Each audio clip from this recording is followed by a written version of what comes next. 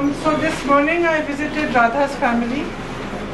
She's been killed by a tiger day before yesterday, and the family was obviously very distraught.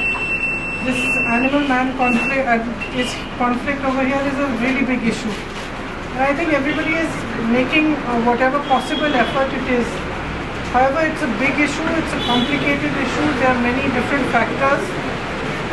The thing that matters to us most, of course, is that human life should be safeguarded.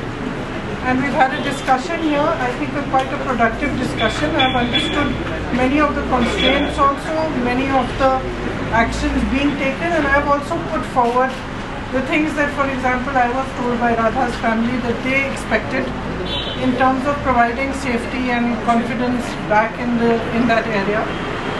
So we've had a productive discussion, and I hope that we can all work together to be able to provide safety and to be able to provide a reasonable sense of confidence amongst people here, because this is being faced again and again. Of course, it's not just Radha.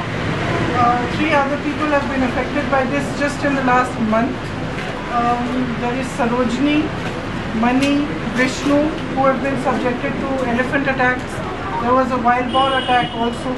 So in this area particularly, there is a lot of problem, and we are all working towards trying to find reasonable solutions which also safeguard human life mostly, and also because there are other constraints, keeping in mind those constraints. What you suggested to officers in today's meeting? Well, some suggestions were specific to what Radha's family has explained to me. They felt that they wanted more locals involved in as forest watchmen. They felt that the local community, and I agree with that the local community has a much better understanding of the forests and animals, and that they would help in being able to watch this. In that particular estate, they said that there were very few watchmen. There were earlier 4, now there are only 2, one of whom was her husband. He is currently her husband. There are issues with wages, there are issues with timings. They also felt that there is not adequate fencing to protect the animals from coming into their area where they are working and crossing every day. So I have put forth all these suggestions of theirs on their part, and some on my own part after we discussed and I understood how things are. Of course, we are going to try to work together, as I said. There are certain things for which CSR funds can also be raised. I will try my best to raise those funds also in help. And most importantly, I think the funds that are coming from the center and those funds that are coming from the state are inadequate. So they need much more funding to be able to do the mitigation properly. So I will obviously raise that in Parliament and with whoever I can raise it, whether it's the state or the central. Madam, the central is the main impediment to resist animals. Sorry?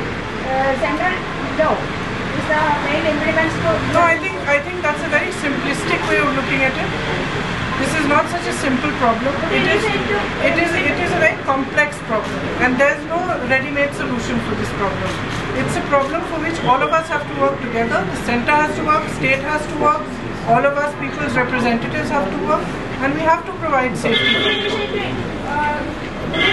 In Parliament for a law change? I will not initiate for law change, but I will definitely raise in Parliament the needs of people here, the paramount need for safety for people, and I will definitely raise the fact that if we do not get adequate funds over here, adequate funding to be able to do all the mitigation work that we need to do, their lives will continue to be in danger. So what I am going to raise first and foremost is that they require much more funding over here to be able to do their work properly. What about the state government's function on this issue? It's both are together, in the sense that certain funds